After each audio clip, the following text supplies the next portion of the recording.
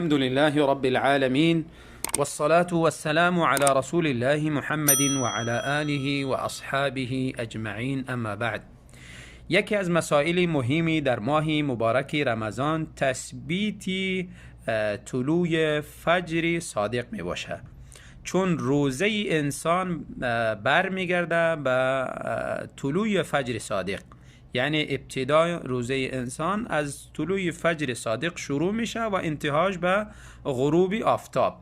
پس دانستن فجر صادق خیلی مهم است و به خصوص کسانی که در اطراف شهرها زندگی میکنن و در داخل شهرها کسایی که زندگی میکنن، برای از اینها یک کمکی در این عصر ما مشکل تر است، چون روشنی ها زیاد است و این تعمیرهای بلند هم چنان مانع میشه که فجر صادق را ببینن. البته مردم اطراف و آسانی فجر صادق را درست تمیز میکنن. فجر صادق امور روشنی را گفته میشه که زیاد پهن است، عریض است، در کناره آسمان به طرف مشرق، جایی که آفتاب بدر میشه، در امو کناره انتشار مییابد.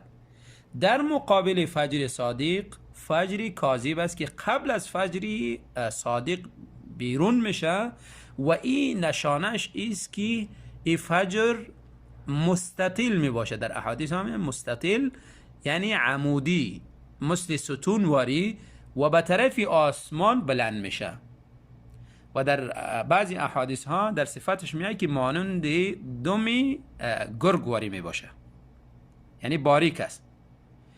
و این فجر کاذب وقتی که بیرون شود، امی روشنی که به مانند ستون یا عمودی بلند میشه به طرف آسمان، اگر این بیرون شد، این روشنی نشانه داخل شدنی وقتی فجر نیست.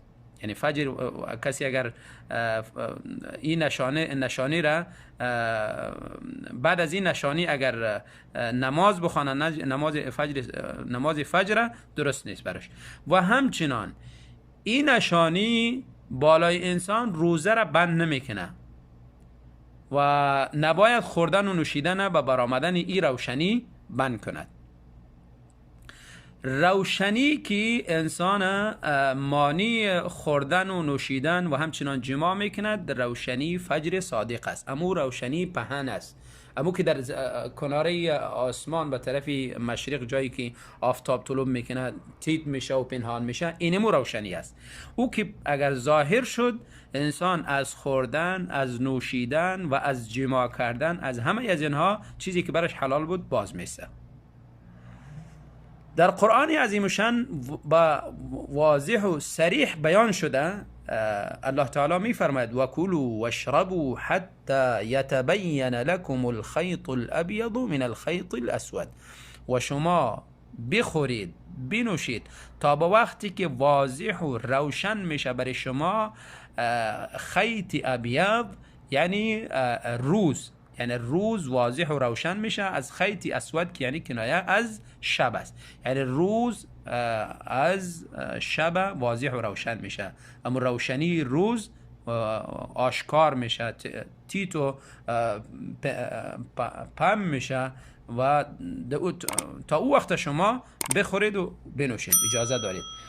و همچنان در احادیث ها وضاحت یزی چنین میاد. رسول الله صلی الله علیه وسلم حدیث در صحیح بخاری و صحیح مسلم به روایت عایشه رضی الله عنها فرمودن که رسول الله صلی الله علیه وسلم فرمودن: کلوا واشربوا حتی یؤذن ابن ام مکتوم. شما بخورید بنوشید تا با وقتی که ابن ام مکتوم اذان میدهد. در زمان رسول الله صلی الله علیه وسلم دو مؤذن اذان میگفتن در نماز فجر.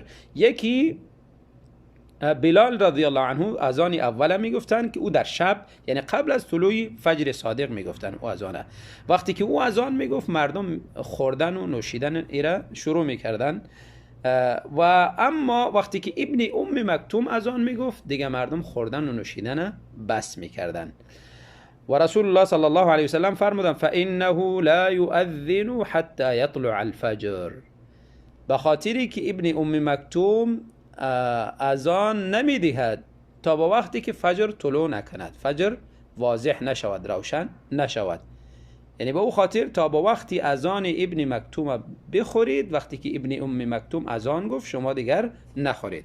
در حدیث دیگری در سنن ابو داود و ترمذی رسول الله صلی الله علیه و سلم چنین می‌فرماید: ولا یهیدنکم الساطع المصعد، شما را فریب ندهد امو فجری که مستطیل و بلند شونده است به طرف آسمان و کنایه از فجری کاذب. یعنی فجر کاذب شما را فریب ندهد که شما روزه خدا بند کنید یا اینکه نماز خدا بخوانید. نه، این فجر نماز برای شما وقت نماز داخل نمیکنه و همچنان خوردن و نوشیدن و جماع و غیره اینها را به سر شما بند نمیکنه. فکلوا واشربوا، باز رسول الله صلی الله علیه و سلم تاکید میکنه که بخورید بنوشید حتی یعترض لكم الاحمر، تا با وقتی که برای شما آشکار میشه و طلوع میکند امور روشنی که سرخ است، روشنی است و در اون روشنی همراه سرخی یعنی خلط می باشه، روشنی فجری صادق. این حدیث روشنی فجر صادق و روشنی فجر کاذب هر دو علامه‌شان بیان شد که این فجر کاذب مستطیل است و فجر صادق معترض پهن است، انتشار می‌یابد و همچنان نشانه سرخی دارد. و عبدالله ابن عباس رضی الله عنه و غیره اصحاب کرام دیگری و بعضی تابعین چنین وضاحت داده شده که الفجر فجرانی، فجر دو فجر است. یکی فجر مستطیل است، فجر مستطیل فجری عمودی که به طرف آسمان بلند میشه مثل ستون وری، و اما فجر دیگری فجر معترض است، فجر معترض است فجری که پهن میشه، تد میشه، انتشار مییابد. پس آنی که برای انسان نماز حلال قرار میتیه، وقتی نماز داخل میکنه امو فجر صادق است. و همچنان طعام بالا انسان حرام قرار میتیه و همچنان نوشیدن و جماع همو فجر صادق میباشد. پس کسانی که قبل از فجر صادق یک وقت خاصی را برای امساکیه تعیین میکنن قبل از طلوع فجر صادق 15 یا 20 دقیقه پیش، اینها در حقیقت مخالف آیت صریح قرآن کریم و مخالف احادیث پیامبر صلی الله علیه و سلم عمل میکنن. رسول الله صلی الله علیه و سلم امتشان را اجازه دادن تا با صریح قرآن کریم و مخالف احادیث پیامبر صلی الله علیه و سلم عمل میکنن.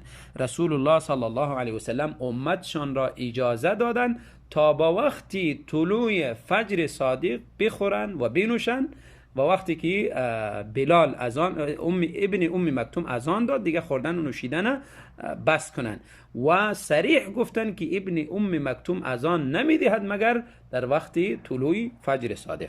در حدیث دیگری رسول الله صلی الله علیه و سلم چنین وضاحت میدهند: اذا سمع احدکم النداء، وقتی یکی از شما اذان را شنید، والاناء علی یده، و ظرفی از آب، ظرفی از طعام در دستی ازی بود، یعنی میخواست که ایره بخورد یا بنوشد، فلا یضعه حتی یقضی حاجته منه، این ظرف در زمین، یعنی مجردی که اذانش شنید این ظرف در زمین نگذارد، بلکه حاجتی که دارد، تشنگی است، گرسنگی است، این حاجت خدا به امی ظرفی که برداشته به امی پره کنه. یعنی تا وقتی که امی ظرف حاجت خدا پره نمیکنه از طریق امی ظرف، دیگه او را در زمین نگذاره. حالا اینجا رسول الله صلی الله علیه وسلم به صراحت فرمودن تا با وقتی که اذان میده و حتی در وقتی اذان اگر در دست شما پیاله از چای بود یا ظرفی از نان بود یا لقمه از نان بود، هر چی که بود، شما اجازه دارین که ای حاجت خود از طریق ای طعام دور بکنید. پس اگر امساکیه که را وضع میکند و این امساکیه وجود می داشت، رسول الله صلی الله علیه وسلم صریح به امتشان می گفت که قبل از این باید یک مقدار وقتی، یعنی باید مشخص باشه که قبل از این باید روزه‌تون بند کنین و تا یعنی قبل از اذان و رسول الله صلی الله علیه وسلم صاحب شرع بودن، باید به امتشان این چیز واضح میگفتن. یعنی میگفتن که وقتی نماز، وقتی اذان دیگر وقتی خوردن نیست، باید قبل از اذان 10 دقیقه 15 دقیقه 20 دقیقه پیش روزه خدا بند کنین. و صاحب شرع وقتی که چنین وضاحت نداده و چنین به امت بیان نکرده و عکسی از او، بلکه اجازه داده تا با وقتی طلوع فجر صادق بخورید بنوشید، صریح گفته آیت قرآن، احادیث رسول الله صلی الله علیه وسلم. پس کسانی که از نزد خود امساکیه وضع میکنن قبل از اذان یا قبل از طلوع فجر صادق، اینها در حقیقت اگرچه نیتی درست دارن، احتیاط میکنن، لکن بسیار انسان هایی است که نیت خیر میکنن لیکن به خیر نمیرسن. پس اینا باید از این کارشان خودداری کنن و امت بالایشان سختی نیارن، در حالی که دین آسان است. الله تعالی به خصوص درباره رمضان میفرماید که یرید الله بكم اليسر ولا یرید بكم العسر. الله تعالی میگه الله تعالی بالای شما آسانی را میخواه، نه اینکه سختی را. و الله آسان کرده تا با وقتی اذان فجر و طلوع فجر صادق اینها بخورن و تو مفتی سیم و تو جناب مولانا سیم میای از نزد خود امساکی بالای از اینها وضع میکنی و نیم ساعت 1 ساعت قبل حلالی الله را بالایشان حرام قرار میدی. از خدا بترس.